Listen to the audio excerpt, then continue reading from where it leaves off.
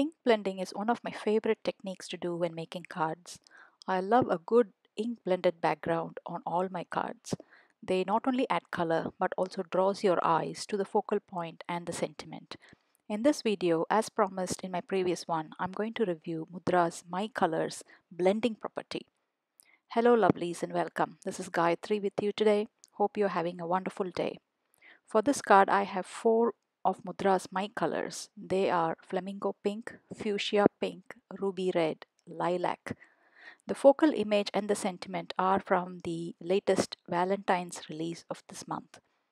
The focal image is called Cute Couple Stamp Set. I have made a mask using this image. The Mandala 2 stencil, although I am showing you here, I don't end up using this on my card.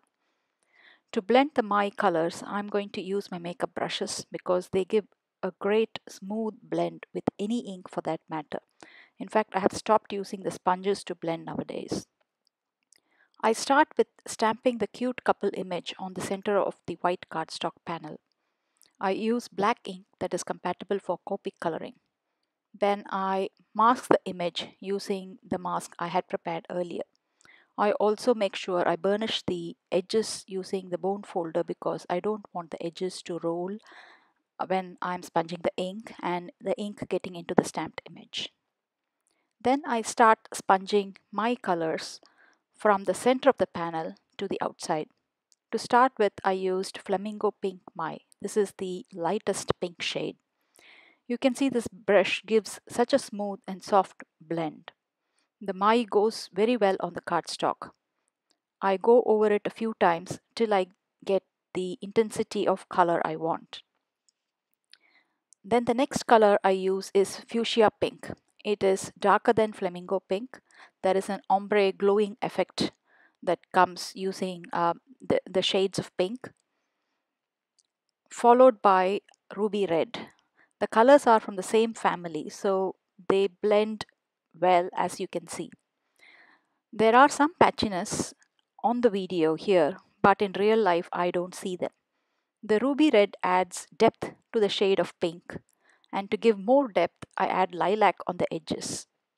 I go over all the colors back and forth to get a good blend.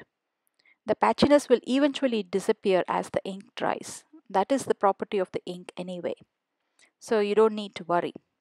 Another trick is to start light-handed and build the colors to blend.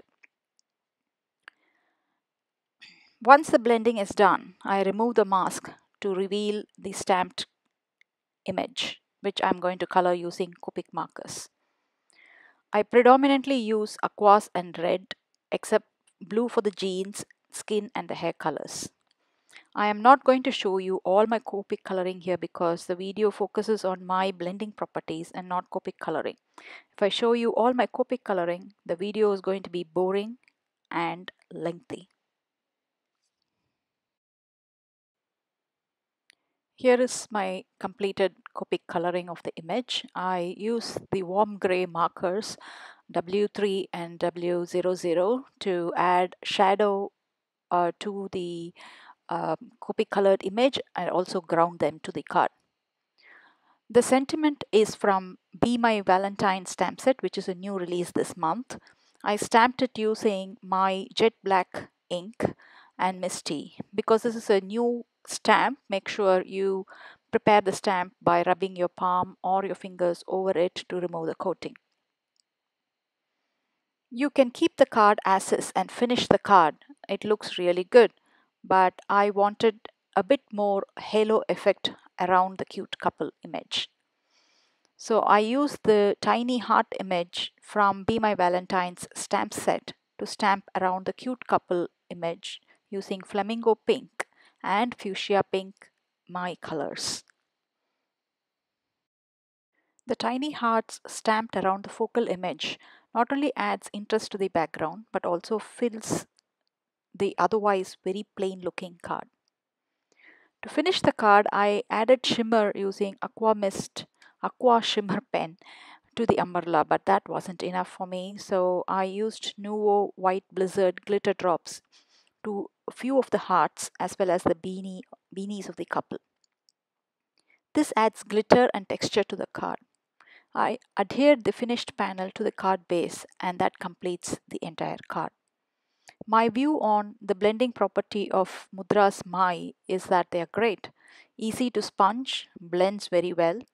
Wet ink does look patchy, but certainly dries out smooth. You can see the difference on my finished card here. Here is my finished card and also the close-ups. For more details, please visit Mudra Blog. I will link my Mudra blog post below in the description box and also all the supplies I used to make this card. If you like my video, please give me a thumbs up and also subscribe to my channel. Thanks so much for watching. Bye.